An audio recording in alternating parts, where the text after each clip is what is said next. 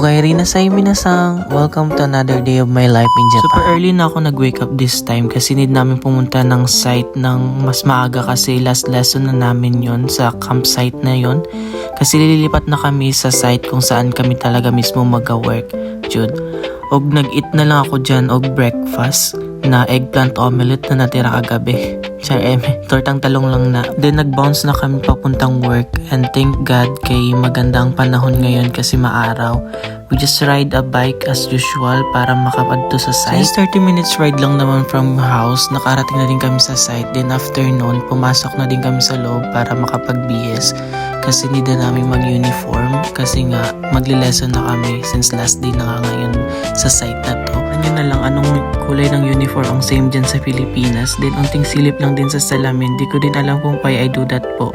Fast forward, first break na agad and that yung araw na to is nuruan lang kayo paano magsukat ng tama. Although alam naman namin yung paggamit nun kasi same industry lang din naman sa college yung napuntahan kong work kaya familiar na din. Pero dito kasi sa Japan din mo pa rin ulitin yun kasi policy nila sa camp yun. Then yung isang couple dyan pinagtripan na naman yung notes ko at nilagyan ng mga kababalaghan. Ewan ko saan palagi na lang yun nilalagyan. After first break, syempre lunchtime na din sunod. Then yan lang yung mga food, post nyo na lang.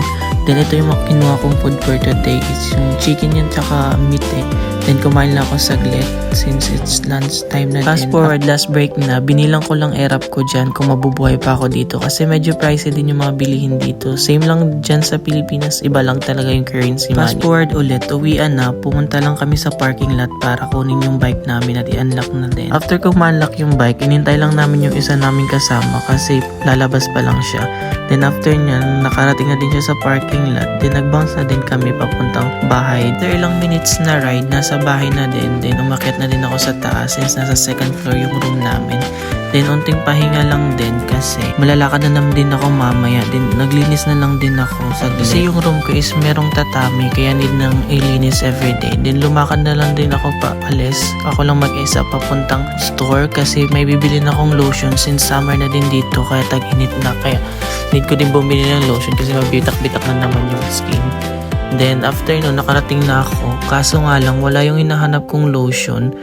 Nakailang ikot na din ako dyan sa store na yan. Then nag-bounce na din ako papunta sa Don Quixote kung saan meron din mga bilihan doon.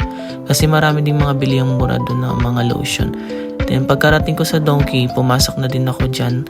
Then pumunta ako doon sa may designated area kung nasaan yung mga lotion. Kaso nga lang, wala din lotion dyan. Kaya ang binili ko na lang is yung sabong panlaba kasi maglalaba din ako mamaya. Then after nun, umalis na din ako pagkatapos ko magbayad papuntang bahay. Mata ni minasang.